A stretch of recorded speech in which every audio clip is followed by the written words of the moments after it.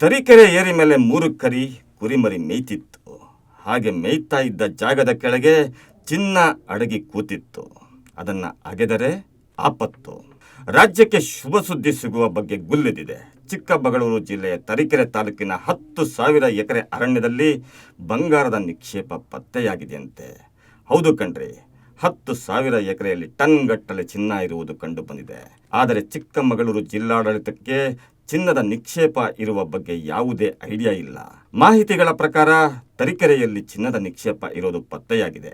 2024 ಸೆಪ್ಟೆಂಬರ್ನಲ್ಲಿ ಕೇಂದ್ರ ಗಣಿ ಮತ್ತು ಭೂವಿಜ್ಞಾನ ಇಲಾಖೆ ಕೆಂಚೇನಹಳ್ಳಿ ಭಾಗದಲ್ಲಿ ಚಿನ್ನದ ನಿಕ್ಷೇಪ ಇರುವುದು ಪತ್ತೆ ಮಾಡಿಕೊಂಡಿದೆ. ಪತ್ತೆ ಆಗಿರುವ ಜಾಗದಲ್ಲಿ ಸಂಯೋಜಿತ ಪರೀಕ್ಷೆ ನಡೆಸುವ ಉದ್ದೇಶದಿಂದ ಹರಾಜು ಪ್ರಕ್ರಿಯೆ ನಡೆದಿದೆ.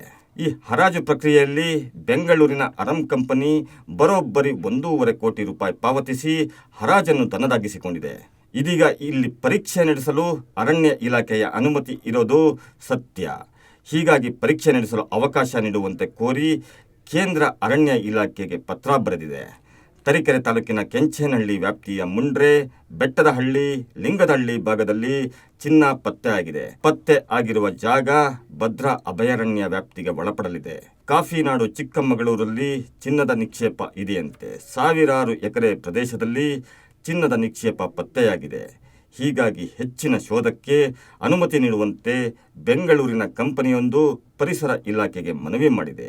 ಒಂದು ವೇಳೆ ಇಲ್ಲಿ ಚಿನ್ನ ಸಿಕ್ಕಿದ್ದು ಹೌದಾದರೆ ಇನ್ನು ಮೇಲೆ ತರೀಕೆರೆ ಅನ್ನೋ ಹಾಗಿಲ್ಲ, ಚಿನ್ನದ ಕೆರೆ ಅಥವಾ ಗೋಲ್ಡನ್ ಕೆರೆ ಅನ್ನಬೇಕಾಗುತ್ತೆ.